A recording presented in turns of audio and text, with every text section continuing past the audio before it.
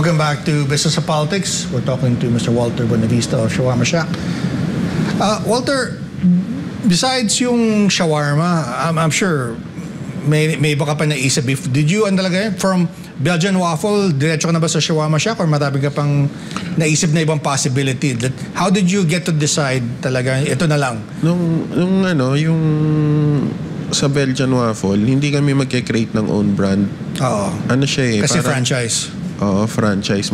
Yun sana kasi nga wala kaming alam, wala kaming experience. Yeah. We don't know how to do branding, ganun. Madami kaming hindi alam. Kaya nahirapan din kami nung una. Oh. Now, I understand, parang I saw from your previous interviews, parang hirap ng pinagdaanan nyo na kasi from night market tapos umaga, you would go to campus events, parang ganyan. Matagal, automatic ba nangyari na yun or took a while before you went there? Paano ba nangyari yun? Nung nakita namin kasi noon, parang ang lakas magbenta sa mga school events. Oo, patok siya sa mga estudyante. Wala ding capital na masyadong ilalabas kasi magpe-pay ka lang ng sponsorship parang for a week. You pay 5,000 gano'n. Kasi pagka mag-apply ka ng pwesto, may mga advance rent pa, security deposit. Ayan, mabigat masyado, tapos magpapatayo ka pa ng store. Ayan, tent lang din. Sobrang lakas ng isang event, school event, pwede kaming makapagpatayo ng one branch. Kaya yun yung ginawa namin.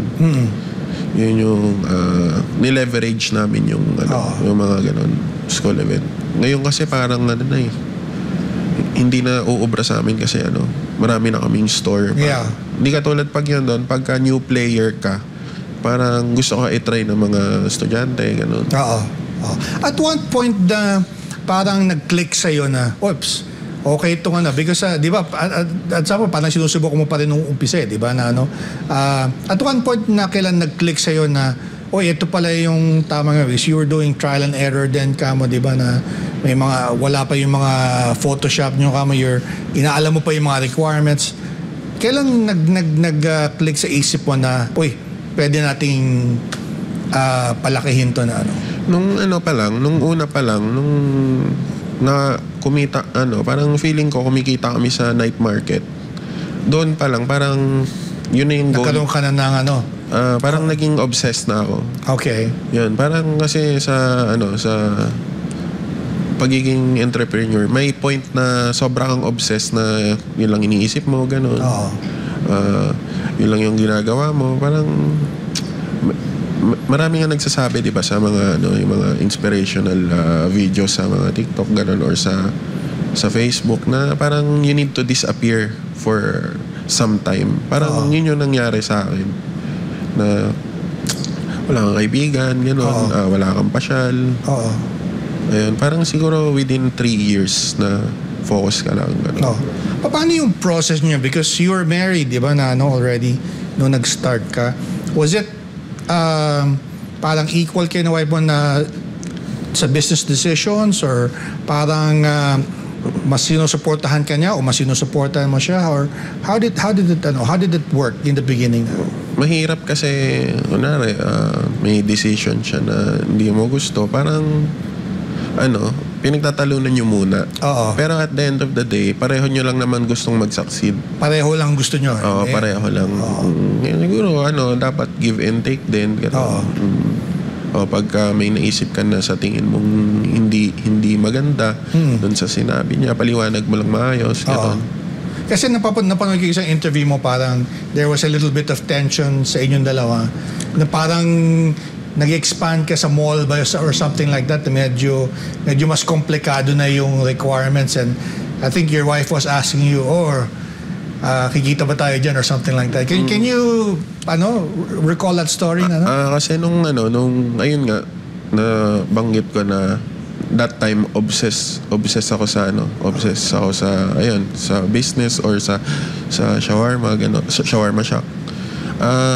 Nag-a-apply ako ng ng mga pwesto even if wala kaming funds. Okay. Kasi hindi ka naman na-approve eh. Okay. Diba? Parang lahat ng So parang wala in-applyan mong mo, mawawala. wala mong mawawala. Yun lang yung thinking ko nun. Kailangan may mag-apply lang ako mag-apply hanggang sa may tumanggap sa akin. Oo. Tapos ayun, nag-iipon nga kami sa through school events, ganun. Tapos naka-jackpot kami ng pwesto dyan sa sa Ever Commonwealth. Okay. Doon nag-iba yung playing field nung nakuha namin yon. Kasi sobrang lakas talaga. Kasi yung lakas siya nung mga school event. Okay. Kasi yung mga unang pwesto namin, mga mga break-even lang yun or minsan konti lang. Okay.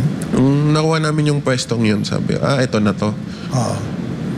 Nung nakuha nga namin yung pwesto na gano'ng kalakas yung benta, apply na ako na apply kahit malalaking pwesto na applyan ko. Like you said, wala mawawala. Wala mawawala. Yeah. Tapos ayun, 13 times kami nag-apply sa sa SM. Pang 13th time lang kami natanggap kasi parang laging reject. Ayun, tapos nung natanggap kami, parang doon nagalit yung wife ko. Parang nagalit o kinabahan or pareho na rin? Siguro mixed emotions. Kasi ayun, parang saan ka kukuha? Kasi pag sa SM nakakuha ka ng pwesto, pag wala kang 1 million, wag ka nang magbalak. Kasi at that point, sa isa pa lang din yung store nyo, right? Sa Tuban pa rin. And you have we have I think sa mga campus? Mga 5 ganun. Siguro. So, konti pa lang din? Kasi kaka-expand pa lang namin sa Ever Commonwealth.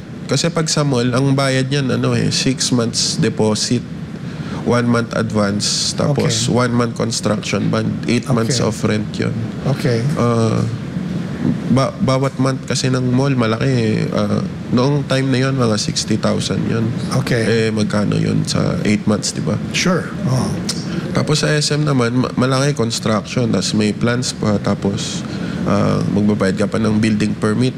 Sobrang daming requirements. Ayun, nung nakuha kami, ang pera lang namin nun, 70,000. Wow, okay. 70,000, di ba? Parang, paano mo itatayo yung 16 square meter na pwesto?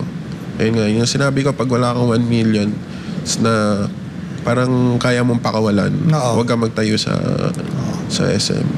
Ayun, nilaban lang na paunti-unti. Kasi pag nagbayad ka naman ng SecDep, yun lang naman muna, di ba? Yung construction, hindi naman fully paid agad yun. Unti-unti lang din yung bayad.